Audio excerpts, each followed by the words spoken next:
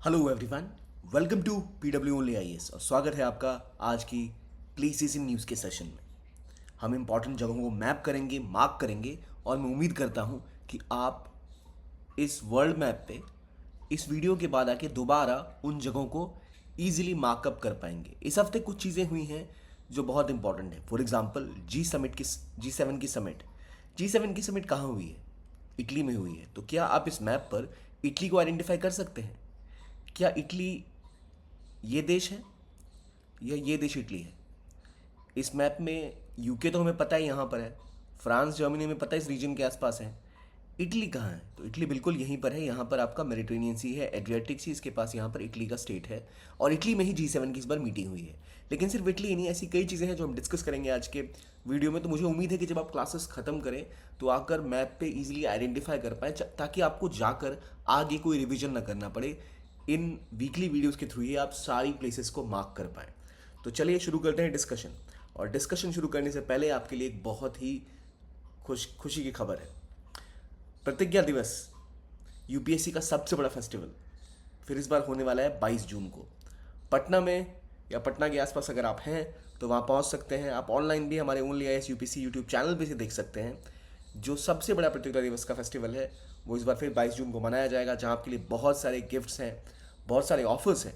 तो please stay tune for this mega event, UPSC का सबसे बड़ा फेस्टिवल प्रतिज्ञा दिवस। ओनली आईएएस पीडब्ल्यू आपके लिए लेके आ रहा है 22 जून को ये। तो तैयार है इसके लिए? आप बिल्कुल रहिए। अगला, अब आगे बढ़े इससे पहले कुछ प्रीवियस से क्वेश्चंस डिस्कस करें या कुछ प्रैक्टिस क्वेश्चंस डिस्कस करें। तो एक क्वेश्चन है जी7 ग्रुप ऑफ 7 के बारे में। जी7 को स्टैब्लिश किया गया था as a platform for economic and financial cooperation in response to 1973 energy crisis. G7 rotates its presidency biennially and presidency serves as a temporary secretariat. G7 is a informal forum that brings together Italy, Canada, France, Germany, Russia, UK and USA. अब मुझे अब इस सवाल का जवाब comment box में लिख के दीजिए। G7 में 7 देश मेंबर हैं, वो कौन कौन से हैं? कब ये बना? 1975 बना, 76 बना? कितने मेंबर्स इसके अंदर थे? क्यों बना? ये हम डिस्कस करेंगे, बट आई होप आपको इतना पता होना चाहिए। नहीं पता तो कमेंट सेक्शन में लिखिए, आगे तो हम इसको डिस्कस करने ही वाले हैं कि ओनली 1, ओनली 2, ऑल 3 कौन सा इसका करेक्ट आंसर है। अगला क्वेश्चन बात करता है ग्रासलैंड्स के बारे में। प्रेजवाल्स्की, ये ऐसे कह सकते हैं हम, प्रेजवाल्स्की हॉर्सेस, ये इनका नेचुरल हैबिटेट कौन सा है?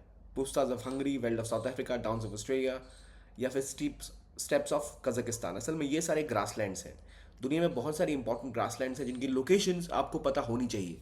इन ग्रासलैंड्स में, स्टेप के ग्रासलैंड में क्या प्रिजवाल्स की मिलते हैं या पुस्ताज में मिलते हैं, डाउन्स में मिलते हैं? तो पहले एक हॉर्स की प्रजाति है प्रेजवाल्स्की, ये न्यूज़ में थे। और किस ग्रासलैंड में इनको दोबारा छोड़ा गया, जो उनका नेचुरल हैबिटेट है, वो न्यूज़ में था। इसलिए आपसे मैंने क्वेश्चन पूछा है। जवाब आप कमेंट बॉक्स में लिखिए। आइए अब शुरू करते हैं और इसी क्वेश्चन से समझते हैं कि पहले इंपॉर्टेंट ग्रासलैंड्स हैं कहाँ पर। स्टेप्स या स्टीप्स के ग्रासलैंड्स होते हैं कहाँ? तो सेंट्रल एशिया में, और पोलैंड के पास है पुस्ताज का आपका ग्रासलैंड। अफ्रीका में सवाना, नीचे वेल्ड साउथ अफ्रीका के पास, ऑस्ट्रेलिया में डाउन्स। कुछ सवाना के ग्रासलैंड्स आपको यहाँ भी देखने को मिलते हैं, थोड़े बहुत इंडिया के आसपास भी अगर आप देखो तो आपको सवाना के जैसे ही ग्रासलैंड देखने को मिलते हैं। फिर यहाँ आपको लानोस के हैं, सवाना, पंपास, प्रेरीज। तो ये इंपॉर्टेंट ग्रासलैंड्स हैं, ये हम अपनी 7th 6th में एनसीईआरटी में भी पढ़ते आए हैं।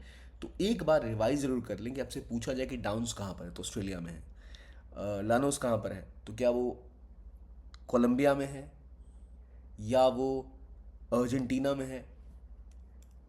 ये जो देश है, ये कौन सा देश है? क्या ये कोलंबिया है? क्या ये बोलिविया है? मुझे बताइए कौन सी कंट्री है जहाँ लानोस मिलते हैं। ये प्रेरीज तो अमेरिका और कनाडा में है, बहुत फेमस है।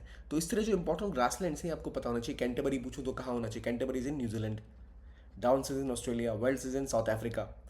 ठीक है। अब क्वेश्चन क्या था? क्वेश्चन था कि कहाँ पर प्रेजवाल्स के हॉर्सेस मिलते हैं। तो प्रेजवाल्स के हॉर्सेस को दोबारा री स्टैब्लिश किया गया स्टीप्स में, जो कि कजाकिस्तान में, जो उनका नेचुरल हैबिटेट है।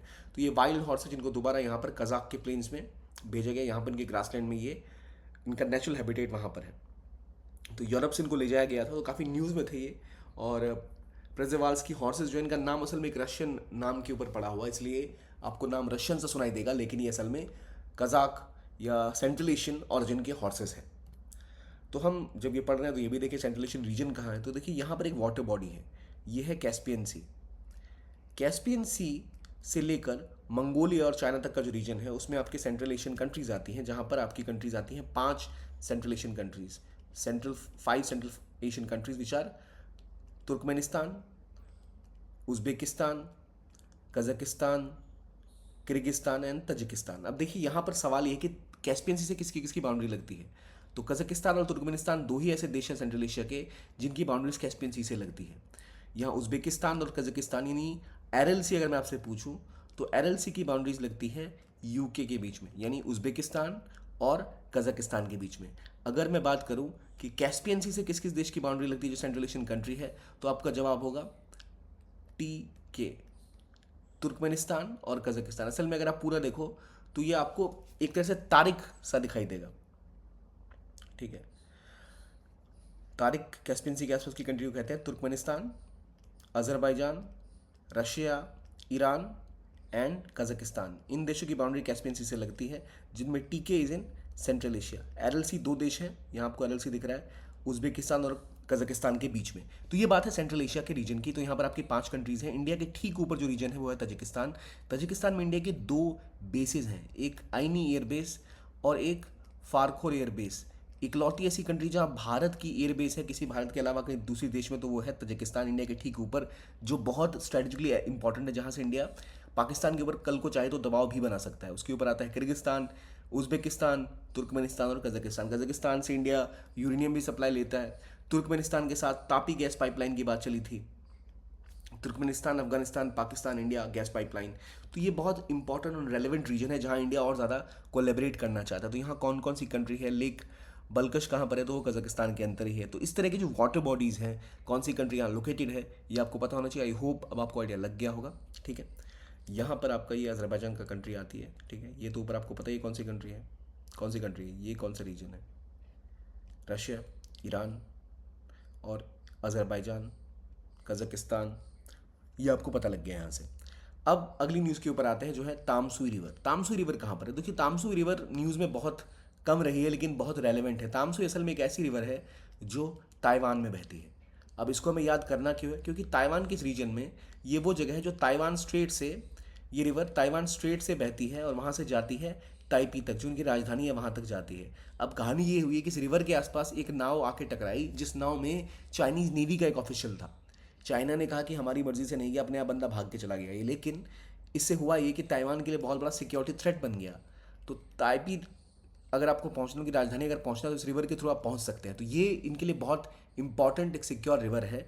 और यहाँ पर एक फॉर्मर चाइनीज़ नेवल कैप्टन का होना, उसकी स्पीड बोट लेकर यहाँ तक पहुँच जाना बहुत बड़ी सिक्योरिटी थ्रेट है। और इसीलिए हमें पता होना चाहिए कि भाई कहाँ पर ये रिवर है। तो तामसुई रिवर इज़ इन ताइवान। अब ताइवान की लोकेशन देखिए, ताइवान असल में यहाँ पर लोकेटेड है। यहाँ ताइवान और चाइना के बीच में है ताइवान स्ट्रेट, और फिर आता है ताइवान। देखिए 3 ऐसे चाइना के आसपास रीजन थे जो पहले किसी और के कंट्रोल में थे, मकाऊ, हांगकांग। तो ये तो पोर्टुगल और ब्रिटेन के कब्जे में थे दोनों चीज़ें, जो बाद में उन्होंने चाइना को वापस कर दी, ठीक है। हांगकांग अभी ऑलमोस्ट इनडायरेक्टली कंट्रोल में है चाइना के। और ये है ताइवान जो इंडिपेंडेंट है एक तरह से, जो क्लेम करता है कि हम ही असली चाइना है। ताइवान का ही असली नाम जो अपने आप को क्लेम करते हैं वो है आरओसी, यानी रिपब्लिक ऑफ चाइना। ये कहते हैं हम असली चाइना है। चाइना का नाम है PRC, People's Republic of China, ये है आरओसी, रिपब्लिक ऑफ चाइना। हुआ ये था इतिहास में, एक पार्टी हुआ करती थी कामिनतोंग और एक पार्टी हुआ करती थी चाइनीज़ कम्युनिस्ट पार्टी। इन दोनों के बीच में जंग छिड़ी, कम्युनिस्ट पार्टी ने इनको भगाकर इस आइलैंड तक पहुंचा दिया। तो इन्होंने कहा कि नहीं, कब अभी हम भाग के यहाँ ज़रूर आए हैं पर असली चाइना हम ही हैं। चाइना के असली जो पार्टी हैं ऑफिशियल वो हम हैं, और ये जो कम्युनिस्ट है उन्होंने कब्जा करके रखा हुआ। तो 1948 की बात है ये। उस समय से लेके आज तक सीसीपी ने ही पूरे के पूरे चाइना पे कब्जा करके रखा हुआ है, और उसे ही असली चाइना के रूप में जाना जाता है। और वही है रियल चाइना, जिसका नाम है पीपल्स रिपब्लिक ऑफ चाइना। तो यहाँ है आरओसी, रिपब्लिक ऑफ चाइना। तो इसलिए सीसीपी क्लेम करती है कम्युनिस्ट पार्टी की इस ताइवान को हम कब्जा एक दिन ज़रूर करेंगे, और इसलिए यहाँ पर वो लगातार हमले करने की स्थिति बना के रखती है। तो यहाँ है ताइवान का शहर, तामसुई रिवर, ताइपी तक पहुंचने का रास्ता। इसके ऊपर ही उनकी एक शिप आकर लगी थी, स्पीड बोट, जिसको लेकर बहुत बवाल मचा। तामसुई रिवर कहाँ है, ताइवान स्ट्रेट कहाँ पर है, ताइपी कहाँ पर है, और चाशू रिवर एक और बहुत इंपॉर्टेंट जगह बहती है, तो वो भी आप याद रखिए। चाशू, ताइपी रिवर यहाँ पर, हम तामसुई रिवर यहाँ बहती है, न्यूज़ में थी, ये आपके लिए रेलिवेंट है, ठीक है। मैं रिपीट करता हूँ, PRC People's Republic of China is real China, जिसको अभी हम चाइना के रूप से देखते हैं। ROC रिपब्लिक ऑफ चाइना मतलब होता है ताइवान। जिस रिवर की हम बात करें वो है तामसुई। जो पार्टी भाग के ताइवान आई थी वो थी कामिंतोंग, KMT। और यहाँ तो कम्युनिस्ट पार्टी ऑफ चाइना थी, जिसने अभी भी कब्जा यहाँ पे जमा के रखा ही हुआ है। तो ये बेसिक अंडरस्टैंडिंग हमारी शुरू हो गई। ताइवान के एक तरफ ईस्ट चाइना सी है, दूसरी तरफ साउथ चाइना सी है, नीचे इनकी लुजोन स्ट्रेट है। तो इस मैप में देखें तो यहाँ पर आपका लुजोन स्ट्रेट है, यहाँ आपका कौन सा स्ट्रेट है चाइना ताइवान के बीच में, ताइवान स्ट्रेट। तो ये बातें हो गई ताइवान की, चाइना की। अब आगे बढ़ते हैं और बात करते हैं अराफात माउंट की। अब माउंट अराफात कहाँ पर है? तो असल में माउंट अराफात सऊदी अरेबिया में। माउंट अराफात एक बहुत ही पवित्र और सीक्रेट जगह है मुस्लिम्स के लिए, क्योंकि यहाँ पर हज के दौरान लोग जाते हैं। अभी भी हज शुरू हो चुका, तो माउंट अराफात न्यूज़ में रहा।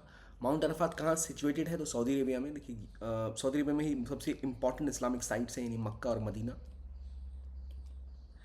माउंट अराफात की खास बात ये कहा यह जाता है कि जो प्रॉफिट मोहम्मद थे, उन्होंने अपना जो लास्ट सरमन था वो माउंट अराफात से ही दिया था। इसलिए जितने भी लोग हज पे जाते हैं तो माउंट अराफात ज़रूर जाते हैं। तो जो रूट है वो इसी तरह का है कि मक्का से आप मीना होते हुए आप अराफात जाते हैं और फिर रिटर्न आते हैं। तो इम्पॉर्टेंट साइट है पिलग्रिमेज की। इंडिया से भी काफ़ी लोग हज करने जाते हैं, तो उसके लिए माउंट अराफात बहुत रेलिवेंट है। कहाँ पर लोकेटेड है? तो सऊदी अरेबिया में लोकेटेड है। हज का एक इंपॉर्टेंट प्रोमिनेंट है, जहाँ पर जो प्रॉफिट मोहम्मद ने अपना आखिरी सरमन दिया था। तो माउंट अराफात कहाँ पर है? सऊदी अरेबिया में। अब आगे बात करते हैं सेशल्स के बारे में। सेशल्स कहाँ लोकेटेड है? Seychelles is in Africa. Seychelles के वाइस प्रेसिडेंट भी इंडिया आए जब प्राइम मिनिस्टर मोदी ने अपनी शपथ ग्रहण किया था। सेशल्स लगातार न्यूज़ में बना रहता है, तो सेशल्स की लोकेशन जानते हैं।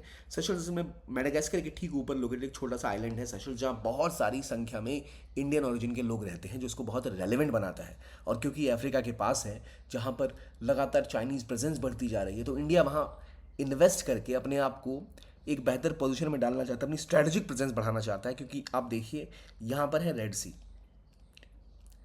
ये है यमन। यहाँ से हौती रिबल्स लगातार हमले करते रहते हैं। यहाँ से इंडिया का बहुत सारा ट्रेड रूट या शिप्स पार होते हैं, या तो वहाँ से आते हैं शिप्स, या तो यहाँ से आते हैं। केप ऑफ गुड होप है ये, साउथ अफ्रीका का के नीचे Cape of Good Hope. Ships यहाँ से आते हैं। तो यहाँ अगर इंडिया की अच्छी प्रेजेंस रहेगी तो इंडिया के ट्रेड रूट्स को सिक्योरिटी मिलेगी। इसलिए सेशल्स एक इंडिया का की पार्टनर के रूप से देखा जाता है। और क्योंकि यहाँ पे बहुत सारे भारतीय ओरिजिन के लोग रहते हैं, इसलिए इसकी रेलेवेंस बहुत ज़्यादा है। अभी सेशल्स में एजम्पशन आइलैंड, जहाँ पर इंडिया लगातार एक एयर स्ट्रिप बना रहा है, उनके कोस्ट गार्ड को लगातार मदद कर रहा है, ये आपको देखने को मिलेगा। ये इसलिए किया जा रहा है ताकि इस रीजन के साथ भारत की डिफेंस पार्टनरशिप और बढ़े और भारत को यहाँ इंपॉर्टेंट प्रेजेंस मिले। याद देखिए यहाँ पर है horn of Africa. Horn of Africa इसे हम कहते हैं। और यहाँ पर वो कंट्री कौन सी है? सोमालिया। अब सोमालिया के आसपास बहुत सारी सी पायरेसी या समुद्र के लुटेरे बहुत सारे घूमते हैं, समुद्रों को लूट लेते हैं। ये ऐसा रीजन है जो बहुत इनस्टेबल है। उसमें एक ऐसी कंट्री, एक ऐसा पार्टनर मिल जाए आपको जो स्टेबल है, जो आपकी डिफेंस और सपोर्ट में हेल्प करे, तो आपके लिए बहुत फायदे का सौदा हो सकता है। कुछ यही इंडिया चाहता है, इसलिए भारत लगातार सेशल्स में अपनी पार्टनरशिप बढ़ा रहा है। सेशल्स कहाँ है? तो बहुत ईजी है समझना इसके लिए। मेडागास्कर के ऊपर एक आइलैंड है छोटा सा, वो सेशल्स है। और वहीं इंडिया की पार्टनरशिप अभी काफ़ी ज़्यादा ग्रो कर रही है, जिसके आसपास आप जानते हो एजम्पशन आइलैंड, इसी के आसपास कोमोरोज आइलैंड भी है। तो यहाँ इंडिया लगातार अपनी प्रेजेंस को बढ़ाता जा रहा है। आई होप सेशल्स की लोकेशन आपको पता लग गई होगी। अब बात करते हैं कुवैत की। कुवैत कहाँ है? पर्शियन गल्फ के पास लगा हुआ एक छोटा सा देश कुवैत। कुवैत में इंडिया के कई सारे लोग काम करने जाते हैं। मुद्दा ये कि वहाँ पर एक बहुत बड़ी आग लगी, मंगफ फायर, और ये प्रॉपर्टीज़ में आग में जहाँ बहुत सारे इंडियन लोग काम करने जाते हैं, लगभग 25 से 30 इंडियन लोग वहाँ पे जान गंवा चुके हैं अपनी। और इसलिए अब इंडिया के लिए बहुत इंपॉर्टेंट है कि उन सबको वापस लाया जाए जो घायल हैं या जिनकी मृत्यु हो चुकी है, और इंश्योर किया जाए कि भारत के लोगों को जो काम करने जाते हैं उनको इस तरह की जो अनसेफ जगह हैं वहाँ न रखा जाए, उनकी सेफ्टी का ध्यान रखा जाए। गवर्नमेंट के ऊपर दबाव बनाया जाए कि वो ढंग से अपने ऐसा वर्कर्स के लिए एक ऐसा सिस्टम बनाए कि जो इंडियन वर्कर्स स्पेसिफिकली वहाँ काम करते हैं वैसे इलीगल प्रॉपर्टीज़ के पे काम करने ना जाए, उनकी सेफ्टी सिक्योरिटी एश्योर की जाए। तो ये कहाँ की बात है? Mangaf fire is in Kuwait. Kuwait कहाँ पर है? पर्शियन गल्फ के पास। यहाँ पर एक छोटा सा देश इराक से इनकी बाउंड्री लगती है, यहाँ पर कुवैत है, ये रहा सऊदी अरेबिया। यहीं पर आपको माउंट अराफात मिलता है, मक्का मदीना मिलता है। ठीक है, तो ये लोकेशन हमने समझ ली। अब आते हैं G7 के ऊपर। G7 ग्रुप ऑफ 7, 1975 में बना ये ग्रुप G7 7 देशों का समूह है। इसमें कंट्रीज़ कौन कौन सी हैं? USA, UK, Italy, Germany, Japan और कनाडा, यानी 7 देशों का ये समूह है। मैंने 6 ही समूह लिखे क्या? फ्रांस मैंने छोड़ दिया, तो फ्रांस भी इसके अंदर आएगा। तो ये 7 देश हैं जो मेंबर हैं G7 के। G7 में सबने एनर्जी क्राइसिस जब स्टार्ट हुई थी, OPEC Organization of Petroleum Exporting Countries ने जब ऑयल के दाम बढ़ाने स्टार्ट कर दिए थे, तो जो 1970s के आसपास दुनिया की सबसे बड़ी इकोनॉमीज थी वो साथ आई। ये वो कंट्री जिनकी पर कैपिटा जीडीपी बहुत हाई हुआ करती है 1975 के आसपास। तो इन 6 देशों ने पहले, ये असल में 6 देश पहले साथ आए थे, कनाडा इसका पार्ट पहले साल नहीं था। कनाडा ने इसको 1976 में ज्वाइन किया था। इन 6 देशों ने एक ग्रुप बनाया और अब मीटिंग्स करनी स्टार्ट की। उसके बाद इसको कनाडा ने ज्वाइन किया 1976 में, और ये बन गया G7। 1998 में एक बदलाव होता है जहां रशिया को भी इस पर एंट्री मिलती है और ये बनता है G8। लेकिन 2014 में जब रशिया यूक्रेन के ऊपर हमला कर कर क्रीमिया का रीजन कब्जा कर लेता है, तो फिर रशिया को इससे बाहर निकाल दिया जाए, तो दोबारा ये G7 बन जाता है। तो आज G7 में रशिया मेंबर है नहीं है। G7 में 7 देश कौन कौन से हैं? USA, UK, Germany, France, Italy, Canada and Japan. और इसके साथ में EU भी हर साल मीटिंग करने जाता है, लेकिन EU इसका मेंबर नहीं है। ठीक है। इंडिया जो है वो एक ऐसी कंट्री है जो बार बार इस मीटिंग में बुलाई जाती है। क्यों? क्योंकि इंडिया इनका आउटरीच पार्टनर की तरह काम करता है। एक ऐसी कंट्री जहाँ ये अपनी आउटरीच बढ़ाना चाहते हैं, जिसको लेकर ये काफ़ी ज़्यादा सजग है। अब G7 एज अ ग्रुप कई सारे इंपॉर्टेंट इनिशिएटिव लॉन्च कर चुका है, जैसे PGII इंफ्रास्ट्रक्चर प्रोजेक्ट है ये। इसके अलावा B3W build back better world, इन तरह के इन्वेस्टमेंट के प्रोग्राम ये खड़े किए हैं ताकि चाइना की डोमिनेंस कम हो सके। इसलिए भारत इनका एक इंपॉर्टेंट पार्टनर है और आगे भी बड़ा रोल निभा सकता है। तो यहाँ आप देख रहे हैं इस मैप पे आपको दिख रहा होगा G7 की कौन कौन सी कंट्रीज़ हैं। G7 इस बार कहाँ है? इसकी प्रेसिडेंटशिप है इटली के पास। इटली के अपुलिया में असल में इस बार ये हुआ है। इटली, ये रहा एड्रियाटिक सी, यहाँ इटली है। यहाँ पर कोने में आपको देखेगा ये रीजन, यहाँ पर है आपका अपुलिया, जहाँ इस बार G7 की मीटिंग हुई। तो अपुलिया कहाँ है? इटली में। इटली में क्या हुआ? G7 की प्रेसिडेंटशिप थी उनके पास, और यहाँ इस बार मीटिंग हुई G7 की। ठीक है। तो ये था आज का हमारा सेशन। अगर आप चाहें तो इस QR कोड को स्कैन करके या फिर PW only S official search करके टेलीग्राम पे हमारे चैनल को ज्वाइन कर सकते हैं, जहाँ आपको PPTs और ऐसा बहुत सारा फ्री का कंटेंट मिलेगा, जिससे आपकी प्रिपरेशन बहुत ज़्यादा आसान हो जाएगी। अब आई होप अगर मैं आपको इस वीडियो के शुरुआत में लेके जाऊँ तो आप इस मैप पे पहचान पाएंगे कौन से लोकेशन की बात आ रही है। इटली में कहाँ पर है अपुलिया, कहाँ पर कजाकिस्तान है, कैस्पियन सी के आसपास कौन सी कंट्री है, कौन सी जगह कैस्पियन सी है, ये कैस्पियन सी है। अरल सी कहाँ पर है, ठीक है।